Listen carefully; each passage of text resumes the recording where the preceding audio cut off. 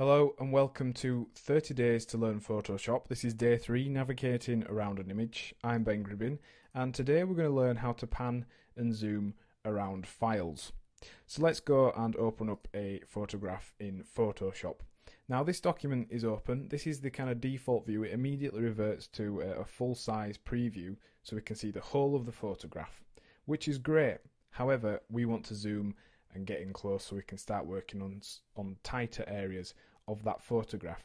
So to do that, we're going to need to use the pan and zoom tools. Now these are probably a little bit tricky to get used to at first, but the combination of them both allow you to fly around an image very quickly and easily and skip about the different sections and work wherever you like. So let's start off by introducing you to the zoom tool. Now that's available on the toolbar, the very bottom right corner. It might be at the very bottom if you're using a single zoom or a single toolbar like so. So go ahead and click on it, or alternatively you can just press Z to select the zoom tool. And what this does is allows us to zoom in and out of an image. So to zoom in, all you need to do, very simply, is just click, and that will zoom in and it'll point directly wherever you are placing your cursor. And we can go down right to the pixel level. So that is 1 pixel there, zoomed up. Now you notice it zoomed in quite quick there, and actually it was zooming in on 100% increments every time. So it was basically doubling the size of the image each time we zoomed in there. So what if you want to move in a little bit more gradually? Well, you can use the scroll wheel on your mouse, and if you just move that forwards and backwards now, you'll see it zooms in and it zooms out on a more simple, more smooth kind of way. So another option, if you don't have a scroll wheel, is to be able to click down when you have the zoom tool chosen. Now if you go and click and hold down and move to the left, it will zoom out, and if you click and move to the right, it will zoom in, and it actually zooms into the area you clicked. So let's say we want to zoom into this piece of this fire here. We move to the right and it zooms in. We move to the left and it zooms out. Now that's an easier way if you don't have a scroll wheel.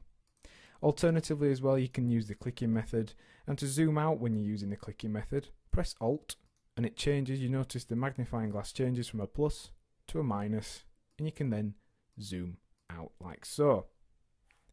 So using those methods, we can zoom in quickly, or we can zoom in a little bit more gradually and zoom in and out on smaller increments. Now the thing we're using here, where we're clicking and holding left and right, that's if you don't have a scroll wheel. It does work as well if you do, but you can turn that on and off by going to the options bar here and pressing scrubby zoom. So that scrubs in and scrubs out. So we're at a zoomed level here. Let's say we want to get back to 100% quickly. All you need to do, you can double click the zoom tool. So let me show you that on a little bit more of a drastic level. If you zoom into pixel level, double click the zoom tool, or you can go to fit screen, and that will return you to a full size where you can see the whole image. But now we want to be able to pan and move around an image once we've zoomed in.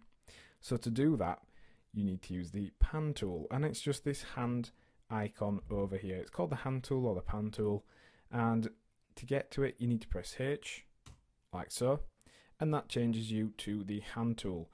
And all that does is then you can click and drag and move around an image. You can also do this at any kind of zoom level. You can pull it and let go, and that moves you across a little bit quicker. And it's just a very quick and easy way to be able to navigate around your image without having to zoom in and then zoom back out again and then grab the hand tool and move across. You can just do that whilst you zoomed in, and you can use your navigator over here to view the exact place you are looking at. So let's say we want to zoom into this person's head over here. We can just click and drag until we get there, and we can use the navigator to be able to see where we are. Let's say we are fully zoomed in like this almost, and we're using the brush tool.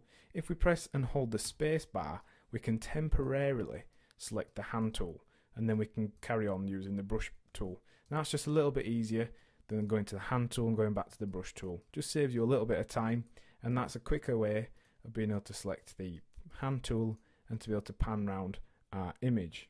You can also use the hand tool to do a quick snap from one area to another. Instead of just pressing and tapping the H, press and hold H and click, and then you are taken out to a full size view. But then you'll also notice, because you've been holding down your mouse button, you have this square which you are able to move around with a cursor, and this is going to drop you wherever you let go into that place. So let's show you again. Click and hold H, click your mouse, and then you've got this square or rectangle which you can move around and zoom into a certain area, and it'll quickly zoom you to that place. Now this is good because it keeps or remembers the last tool you were using. So let's say we've jumped from one space to another, it keeps the brush tool selected in this case, so it's just saving us more time again.